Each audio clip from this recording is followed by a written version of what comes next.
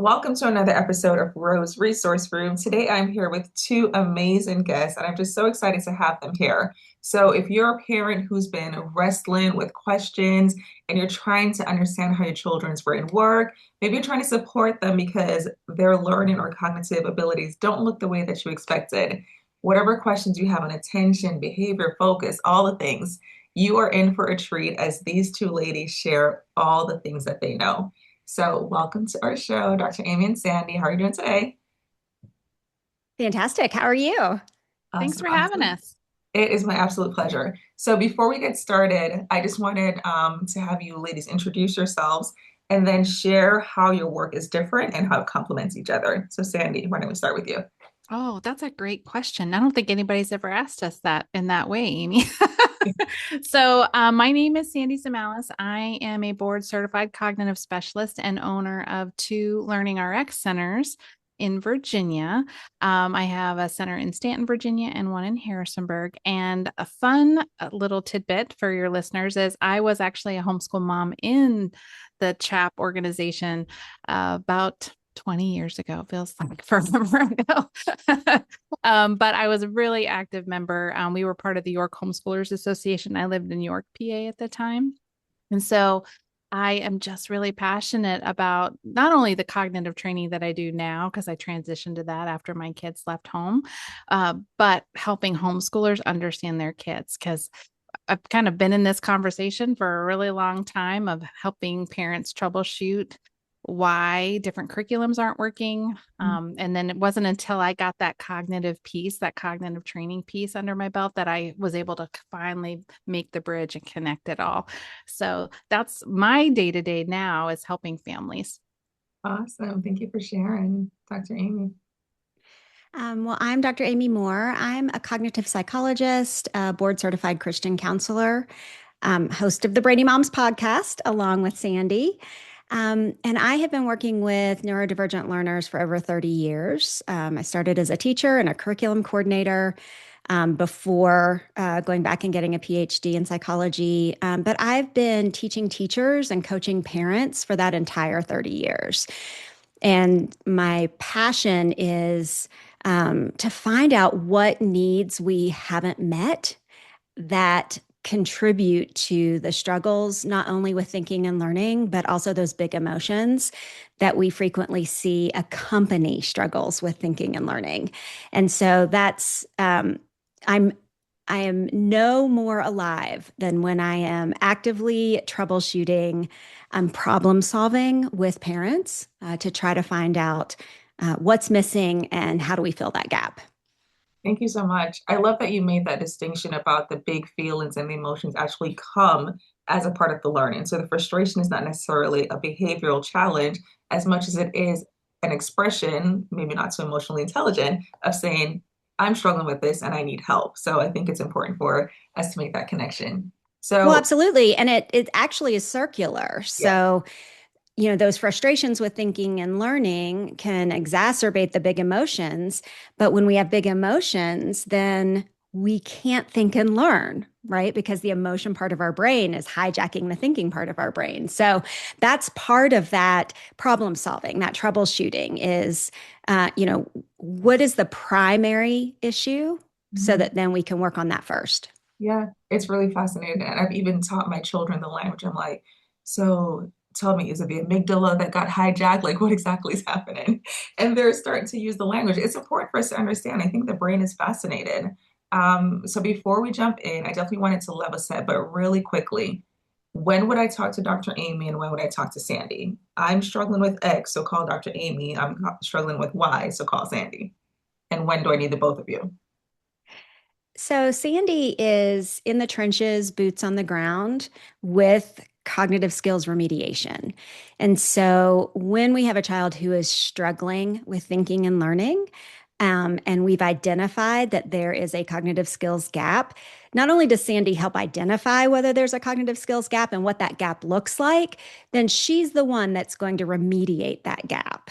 So, I'm in the space of really working on emotion regulation, how it impacts thinking and learning, um, sort of providing that guidance. Hey, when do you need to see Sandy versus when do we need to go talk to a functional medicine physician? Because, this could be medical versus an educational struggle. I'm a clinical researcher, so I sit in that ADHD space and try to figure out really, for the most part, what ADHD kids need, but neurodivergent kids in general. And so I'm big picture, Sandy's in the trenches. Awesome. Really helpful. Did you want to add something, Sandy? No, she covered that really well. Yeah, I'm the day to day. I'm the, in the nitty gritty, working through skill building, one skill at a time, building that threshold for tolerance. And I would say Amy's on the top side in the bigger thinking space of looking at it more holistically, figuring out that the food issues, the sleep issues, all of the emotional pieces that go into how we think and learn, as well as the cognition piece. So I'm more like just that cognition piece, and she's broader. And Awesome. what parenting strategies do we Exactly. need to adopt? Which parenting approaches might be contributing to the struggle, right? So Mhm. as a parent educator and a teacher of teachers, like I'm looking at what is the adult's role Right. in the influences on the struggles with thinking and learning, challenging behaviors and big emotions.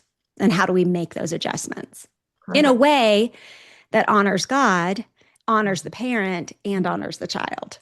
I love it. It's so holistic because I heard Sandy mention food and all the different things. So it's not this siloed approach, it's everything together. Let's do a little bit more level setting. So many people today, we talk about neurotypical, neurodiverse, special needs, and sometimes we use them interchangeably. For parents who are new to this conversation, could you help us understand the differences between those terms? What is more appropriate and what's like just politically correct? Sure. Well, the term neurodiversity simply refers to the differences across all of the spectrum of human brains, right? Just like it sounds, diverse. So, all of our brains, while we have the same parts of the brain, the connectivity between the parts operates just a little bit differently across brains. And so, that's just this big umbrella term called neurodiversity. Neurodivergent is the term that we use that says there might be some pathology in this brain. There's a diagnosis that is making this brain function differently than the majority of brains would. And so that would encompass a diagnosis like ADHD, autism, a speech and language delay, a sensory processing disorder, anything that impacts the day to day functioning for that child or adult would classify them as neurodivergent. There is a camp that includes mental health diagnoses in that as well.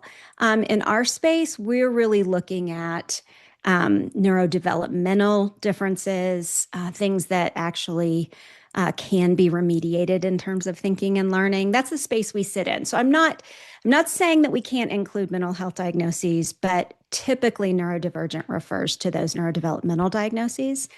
And then neurotypical is the term for everyone else, right? You either have a diagnosis that makes you neurodivergent or you don't have a diagnosis that makes you neurotypical. I don't use the term neurotypical. I will talk about, so if I'm giving a talk about the ADHD brain, I will say brains with ADHD versus brains without ADHD, because what does neurotypical actually mean, right? We do all have differences and nuances. And so I haven't loved that term since it came out, and so I don't use it very often. Well, it just assumes that there's a baseline, right? And I think in our space, we've learned that everyone has different default settings. That neurodiverse language is really more appropriate because even within the neurodivergent space, there's a lot of diversity within those as well. So having neurotypical assumes a baseline, and that this doesn't, we don't see that very often. Yeah, no, I really appreciate that because when you think of fingerprints, we all have different fingerprints. So it's not like you have the better fingerprints or mine are right or wrong. It's just different, right? And it makes me think of an IEP, like the individualized education plan for those who are not familiar with the term. I've heard people say homeschooling is technically like an IEP because they're getting that individualized attention. But I wonder if you would agree with that or if there's some caveats in terms of someone saying, well, if they're homeschooling, they may not need this extra help or this extra support. So when would you agree that homeschooling is like an IEP, and when would you caution someone to say still seek support? Yeah, so I think there is some truth to that, when we're homeschooling, we can individualize our instruction and our curriculum to meet our child's needs. But an IEP also refers to services that that child needs: speech and language therapy, occupational therapy, cognitive training, mental health therapy. And so just because we're able to individualize instruction and curriculum at home doesn't mean that we're qualified to provide the additional services that our child still might need. So, for example, even though I have a PhD in psychology, I could not provide speech and language services to my youngest child, who fronted many of his sounds and could not pronounce R's. He still needed speech therapy from a licensed speech therapist. Sandy's like, that's it. She covered it. Yeah, she covered it. I wouldn't add anything to that. I think we No. get caught up in it because we think of it as that individualized education plan. And when we're homeschooling, we certainly are individualizing our choices in Yeah. curriculum. We're individualizing our choices in style of teaching. We're trying to meet our children where they're at. But the piece that often gets forgotten is the services piece, like Mhm. she mentioned. Because if your child is having a reading issue, um, changing curriculum may not be the solution. They may actually need a specialist to help you figure out why is reading a problem for your child, so we can dig in a little bit and figure out what skill is missing, where's the gap, so that we can help the child achieve that particular skill. And the same thing applies with things like ADHD as well. A lot of times homeschool parents, even though we're individualizing our education for our students, when there's an ADHD issue, we still need some support to help our child figure out how to manage their day, how to prioritize their attention on things that are important, and work through some of the skill gaps that can show up for kids with ADHD, like working memory issues or processing speed issues or long-term memory issues. So you need both. Yeah, it's a yes and, I think, for me. Like, yes, you're individualizing and it's really probably the best thing you can do for your child, but you may also need extra support to help them overcome any skill gaps that they have. I And I really, think that's a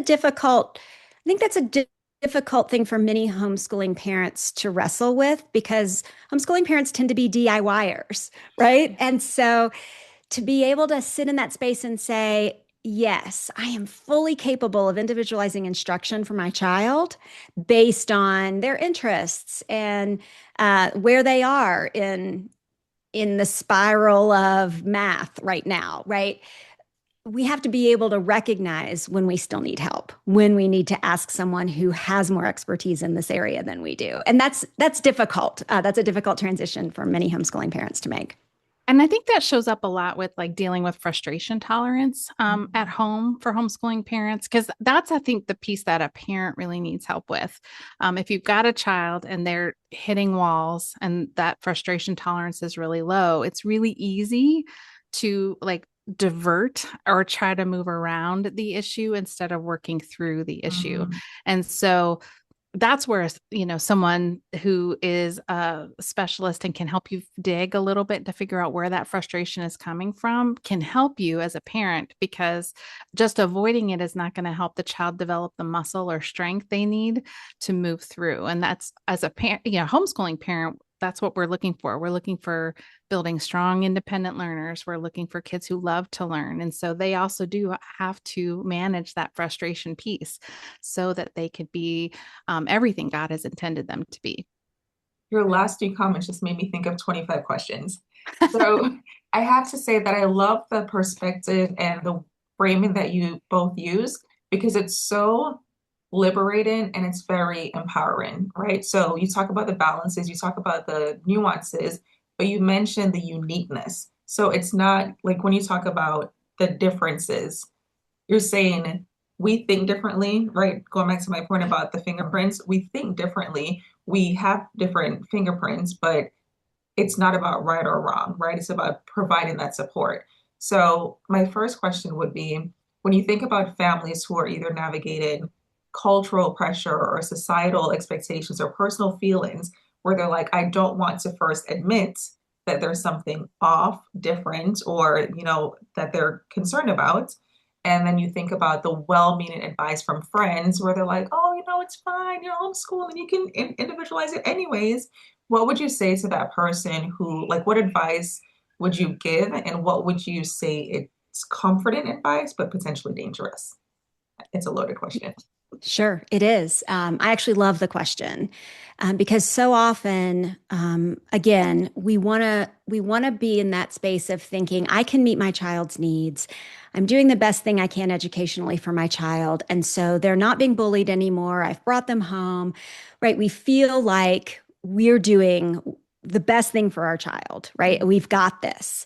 And fathers, I notice this more with fathers, and there's actually a theory about this. They have a harder time wanting to admit that there might be a neurodevelopmental disorder in one of their children because then it's a reflection of their genetic makeup, right? I perpetuated something in my genes that has caused my child to have a neurodevelopmental disorder, and I don't want to go there because then I have to wrestle with that, right? And so but moms too, right? I think we all wrestle with, did I cause this, right? Did I do something while I was pregnant that caused my child to have ADHD or autism or whatever the disorder is? And so I think it's important to set aside that struggle and look at the struggle that our child is having. And when we don't admit that our child is struggling, then we're denying the struggle. Mhm. We're not honoring that struggle. We're saying my child's struggle is not important enough for me to set aside my own feelings about it and help my child. And so if we liken it to a child who is diabetic, would we say, well, I don't want to admit that my child has a problem, so I'm not going to give my child insulin? Or I have a child with a broken leg. Well, I'm not going to take them to the doctor and put a cast on it because then I might have to admit that maybe I wasn't watching my child carefully enough on the playground, right? We're denying the struggle. And so that's sending the message to our child that I don't see you. Um, And a child needs to be seen in their struggle. They need to feel that there's emotional safety in that relationship between parent and child, and that my parent sees my struggle and my parent is willing to do whatever they can to help me. mm, And if we don't, then we're denying that to that child. That sends a very powerful message to our child. And we have to think as parents, grapple with the notion that our kids can't always verbalize to us their struggle. They're experiencing life in the only way they've ever experienced life, so they can't let you know that what they see doesn't look like the thing that you said it looks like. They can't tell you, when their feelings are starting to ratchet up. They may not necessarily recognize those meters as they're starting to move into a place that lends itself to full meltdown. So they need us to have watchful eyes and to be thoughtful and to think about what's happening, even in that homeschool space. What triggered the meltdown? Was it something that, were they just hungry? Are they starting to get a cold, or are they sick? Did they not sleep well last night? Did we jump a lesson and all of a sudden now they're overwhelmed? Is this a reading issue that I'm pushing too hard? Like, there are things that we can do as the adult to help figure this out. And we should not necessarily rely on our children to always be able to tell us what's happening, because they don't know what's happening. Their perception is their world. And so only in a comparison situation would they be able to express it. Like getting glasses, right? Like one of my favorite stories that I have of myself is that I had like chronic ear infections as a kid. And when I finally got tubes put in my ears, I literally remember being in the car going, everything is so loud because in my world, everything was muffled. And then all of a sudden, the real sound came in and it was so loud to my little brain.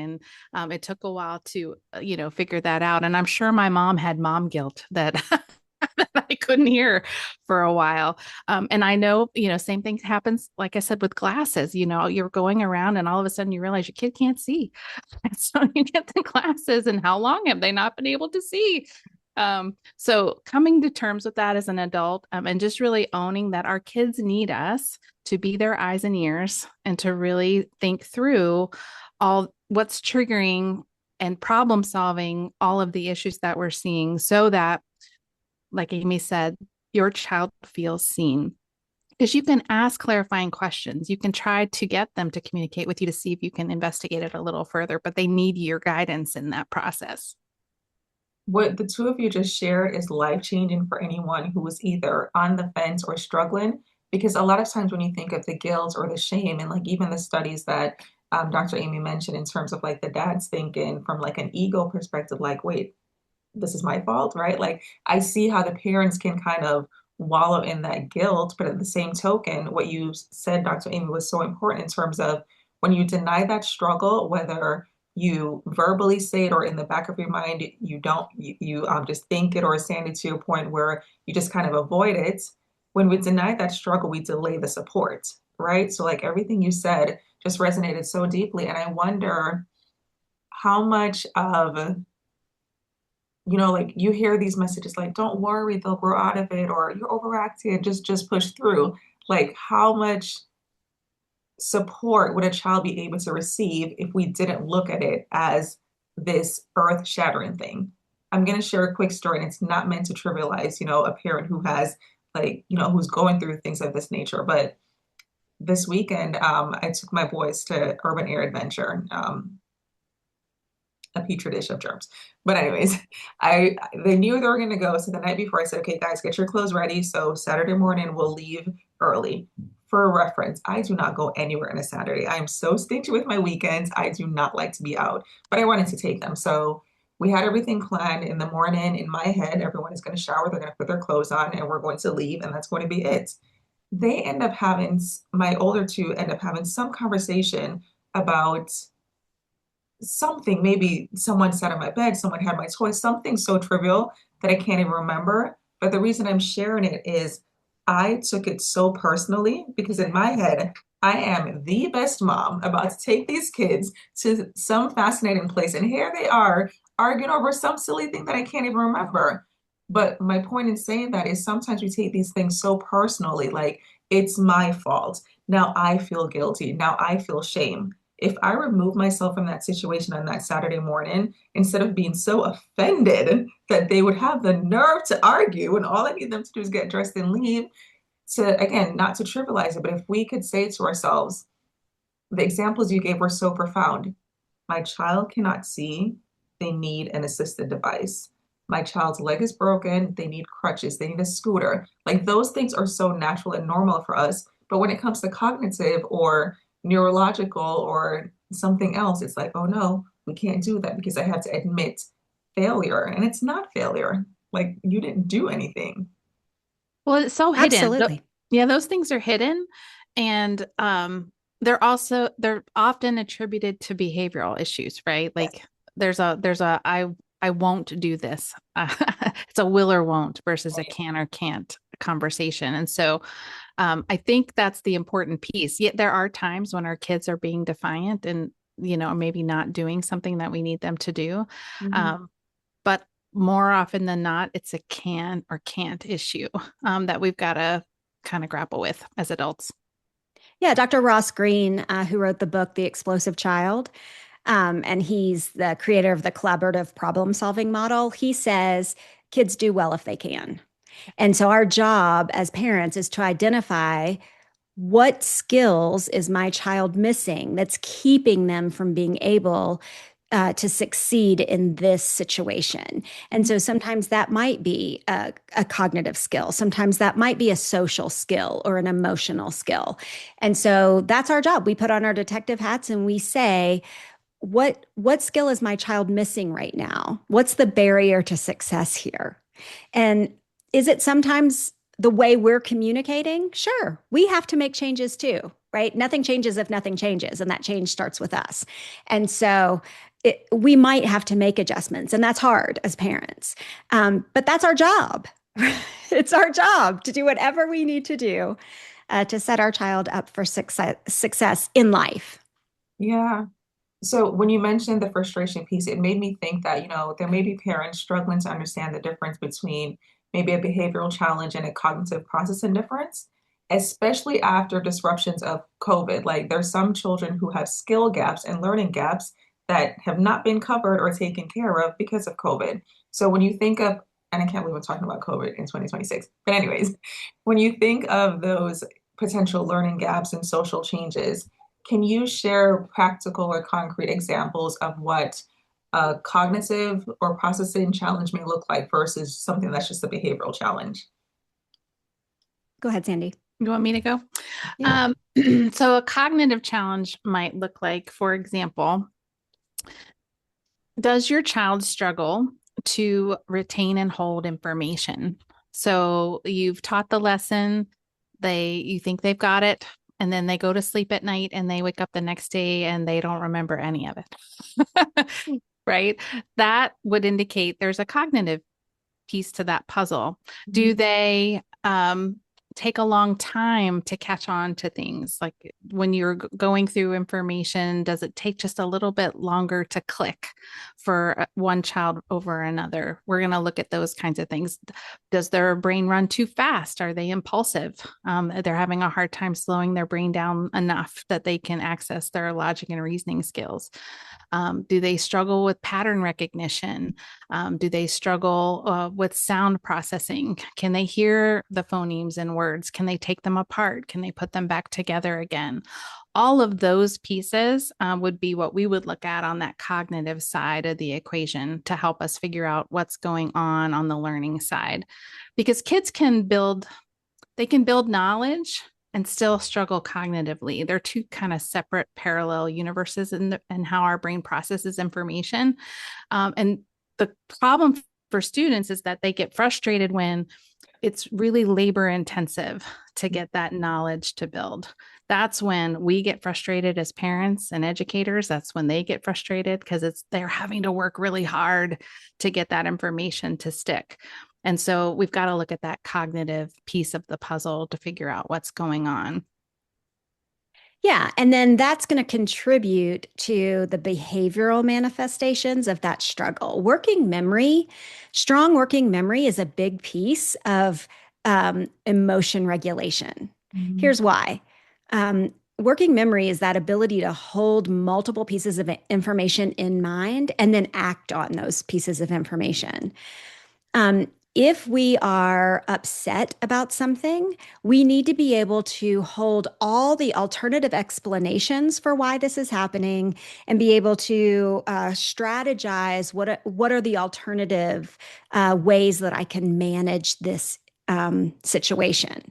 If we don't have a strong working memory, then we can't keep all of those pieces of information in mind in order to come up with, oh, you know what? Maybe my brother really isn't mad at me. He really doesn't hate me. He's just frustrated that I went first when he wanted to go first. So I'm going to apologize to him for cutting in line at this restaurant. And then I'm going to tell him he can go first the next time, right? These are all these alternative explanations for what's happening. And making a plan for how we're going to solve this. If we have poor working memory, that just goes out the door. And I hit an emotional tailspin. He hates me. If he hates me, my parents hate me. If my parents hate me, the whole world hates me. Everybody hates me. I'm going to melt into a puddle of emotional turmoil in the middle of the restaurant floor now. Yeah. Right. And so that's just one example of one cognitive skill, right, that contributes to emotion dysregulation. And then we also need to learn distress tolerance skills. We need to learn emotion regulation skills, right? Like, do I need to do a breathing exercise right now? Mhm. right? To lower the temperature on my frustration so that I can reason through what's happening, right? And these are skills that as parents, we can easily teach our children if we have them ourselves. But frequently, what I see is the parent can't regulate their own emotions. And Right. emotions are contagious. We have these smart cells in our brains called mirror neurons. Like when you yawn, I yawn. That's mirror neurons in action. And mirror neurons are strongest between people who love each other. So that parent child connection, those mirror neurons are super strong. So parents upset, kids going to be upset. Kids upset, parents going to be upset. And so we have to learn to be able to recognize those cues so that we can then use some sort of distress tolerance skill or emotion regulation skill to lower the temperature in order to solve the problem. Yeah. I'm not sure if there's any research on this because it's fairly new, but a modern factor that may complicate all this, I imagine, would be screens and technology. Mhm. So, in a culture where children are constantly exposed to devices and digital stimulation, how would parents begin to determine whether attention struggles or behavioral shifts might be technology related versus something deeper?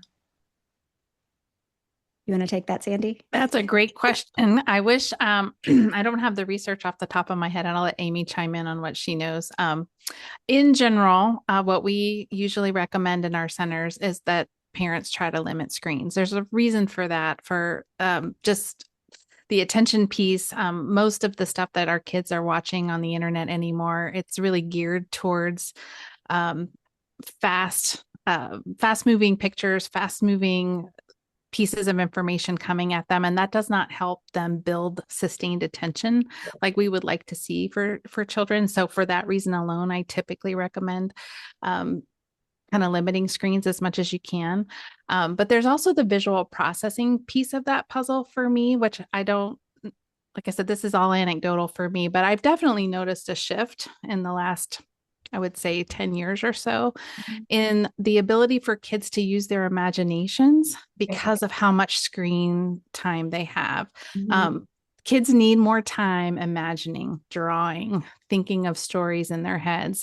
And when we're giving them those pictures all the time, we're limiting their ability to develop that skill. So, those would be my two things that I would really want parents to think about before they hand their child the screen. But I get it. I mean, they're everywhere.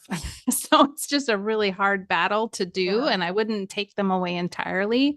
But developmentally, especially for kids that are young, we need to kind of think about it as how are we training that child's brain to process the world and information? And so we want to make sure they're also developing the ability to use their imaginative skills to be able to sustain some attention in something that's not designed to, keep them enthralled for hours at a time.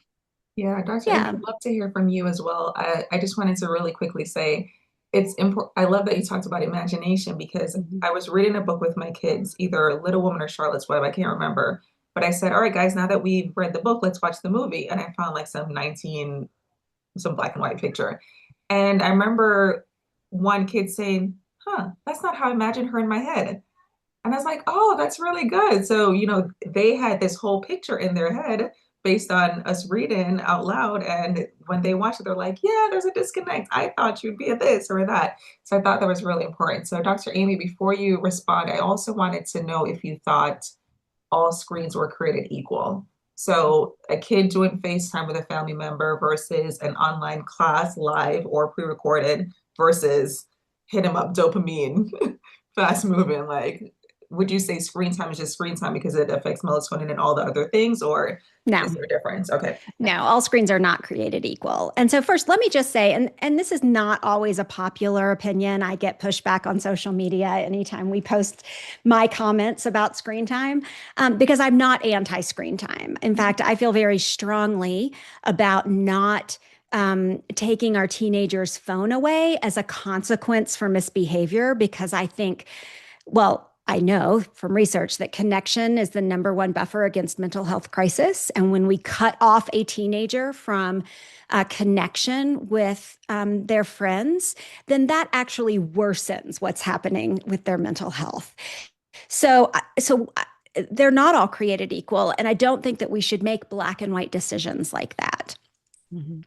But uh, the research that is coming out in the last several years is saying exactly what Sandy is saying, right? So our working memory has never been worse, right? How many phone numbers do you actually know? Honestly, I can say there are very few phone numbers that I have memorized. I forget mine half the time. Right. We used to have to memorize all of the phone numbers when we used rotary dial phones. And so this is true. We're not forced to remember directions. How many times have you driven to the same place, but you still need your GPS to get you there? Right. It happens to me all the time. I still need my GPS to drive somewhere I've already driven 20 times. Back in the olden days, when we used a paper map, we probably only needed to use that map a couple of times because our brain encodes information differently. Our brain encodes our handwriting differently than it encodes print that we're seeing on a screen. And so it's very important that we balance as kids how we study, right? Whether we're typing versus writing, we're going to remember something more when we write it than when we type it. It activates more areas of the brain when we're writing than when we're typing. When we read on paper versus when we read on a Kindle, we encode the information differently. And so we can actually close our eyes and say, oh, that piece of information was on the top of page 37. When you're reading on a Kindle, where's the top of page 37? There is no top of page 37, right? So we can't necessarily remember where that information was in space. So all screens are not created equal, but you hit on something. And that's the dopamine reward system. And so when it takes more and more and more stimulation from what's happening in online games to activate our reward system, then when we go into real life, then we're going to struggle, right, to find that source of satisfaction from slower moving activities where the connection is actually happening. So no, I don't think all screens are created equal. I think FaceTiming with family members is essential. I think any time that we connect with loved ones, that's essential. So I think we just have to be really smart about our use of screens. Keep continuing to watch the research that's coming out, but not attenuate the human experience. Like, don't let that thin out. It's really important. Very balanced perspective. I am so fascinated and amazed by the work that you do, and that's why I've been like rapid fire throwing questions, even though I typically conduct a slower interview. But I do want to give you the last couple of minutes to just share anything that you think would be helpful. You mentioned that you're approaching your 200th episode, so obviously you've done this a ton more than me. So like, what are things that you love to share? What are questions people always ask? You know, all the things. Like, if you could share one thing, like, I just want to leave it open-ended for you to share anything that you think would be helpful to listeners. So I think the best piece of advice that I ever got came from my mom, who was also a child development specialist and expert. And she said, as parents, we should be open to all possibilities. And I think that adopting that mindset of curiosity, being open to many different possibilities for why our child is struggling, for why we're struggling as parents, to be curious, to be detectives, to say, I wonder instead of I worry, I think that sets us up for success. But when we come at it with this idea that, hey, I'm curious about why this is happening, then it opens the world up to us, right? To research, for trial and error, for communicating more effectively with our child and collaborating on a problem. Anyway, so just being open to all possibilities and having that mindset of curiosity. I would piggyback on that with Amy and say that there's never been a time, we were just talking about the screens. There's never been a time when parents have been as inundated with information as they are right now. And it's only going to progress because with AI and with all of the resources we have on the internet, we can dig real deep into our kids. And I guess my encouragement to parents is I think for a long time, like cognitive testing kind of got lumped into IQ testing. And it was one of those things where it's like a badge of honor if you had a really high IQ, but you didn't really want to know if you had a lower IQ. But if we could look at it just as skill knowledge, like just think about cognition as skill knowledge, it would really help parents open the door to truly understanding issues that they're having with their kids. So we have lots of things that we as parents are dealing with in terms of food and sleep and just developmental milestones that we want our kids to meet.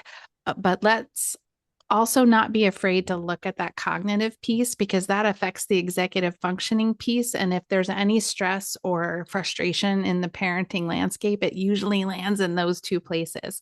So having tools and resources and supports for those particular issues are just super helpful. And we can't turn a blind eye to them because they're really important and they're with us. Our brains are with us our whole life. So it's really important to understand how our brain is working. Thank you so much. I heard someone say that we should always raise a child that we have rather than the one we wish we were given. And I think that's so important because everything you share today, your knowledge, I know this conversation is going to help so many families, people who are feeling alone, people who are feeling misunderstood. I know they'll feel empowered and understand that what they're doing is supporting their children. And again, that shift from denying struggle equals delaying support. I'm so glad that you two highlighted that. So thank you for all you do and thank you so much for your wisdom. Yeah, and we'll be at CHAP this year. So please come and see us. Amy's speaking and we're doing some workshops and we'll have a booth and we'd love to chat with any of your listeners if they happen to be at the convention this year. Yeah, I think I'm doing the keynote Yes. on hacking the ADHD brain. So, Yes, you are. Thank you yeah, so much. And I look forward to seeing you soon in Pennsylvania. we're Thanks, excited to Ro. be there. My pleasure.